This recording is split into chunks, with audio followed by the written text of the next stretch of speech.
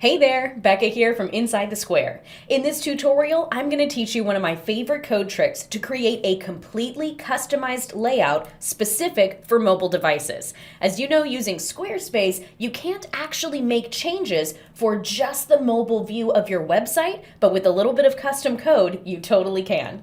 Now, as always, the codes I'm about to share with you are listed in the description below, but let's hop on into my demo site so I can show you exactly how this works.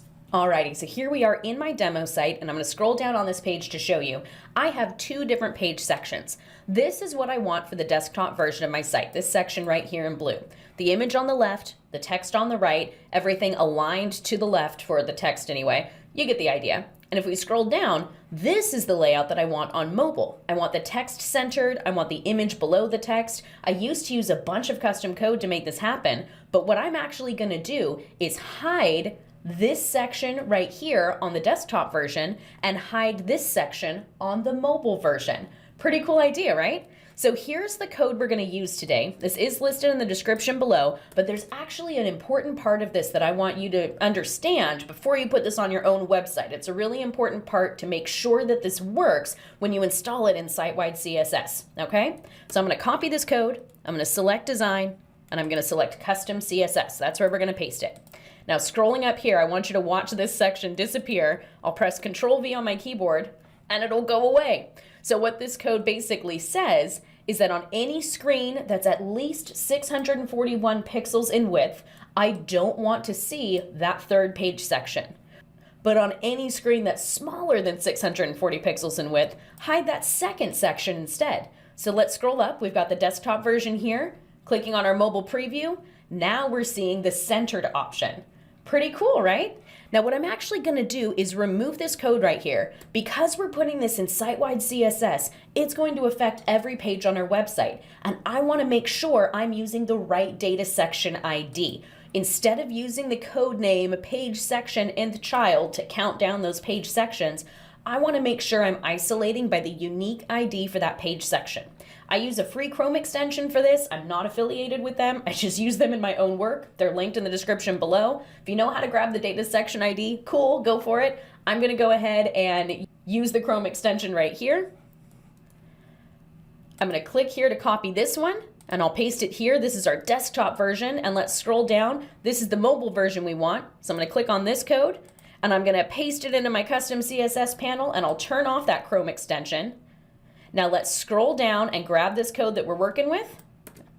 I'm going to enter a new line here. I'm going to paste it right there. And instead of page section nth child 3, that's the mobile section. I'm going to grab what the section ID was for our mobile section and replace it right there in the code. You following so far? Instead of saying page section nth child 3, I found the data section ID for this one and I pasted it there.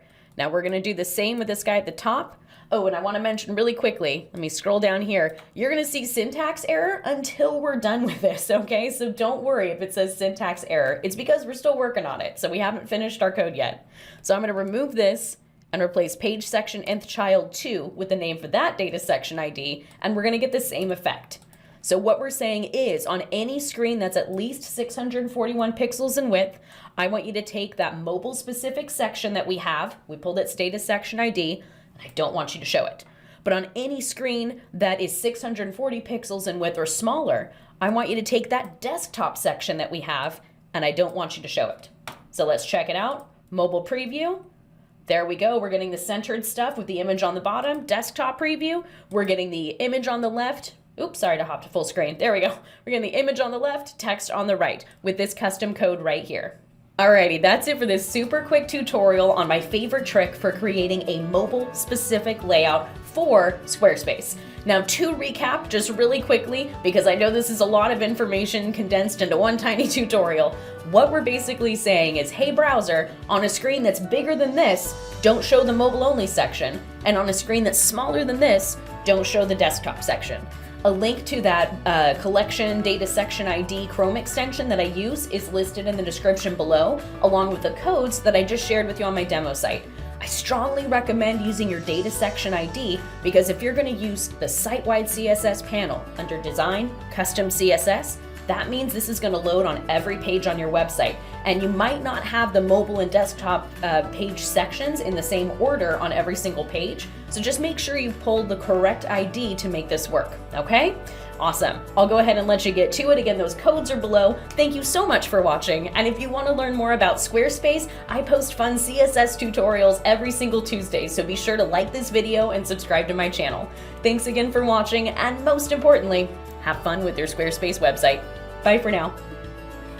If you liked this tutorial, you'll love my Squarespace CSS cheat sheet. I took all of my pro tips and custom codes specifically for Squarespace and put them into one gigantic PDF. Available now at insidethesquare.co/CSS. That's insidethesquare.co/CSS.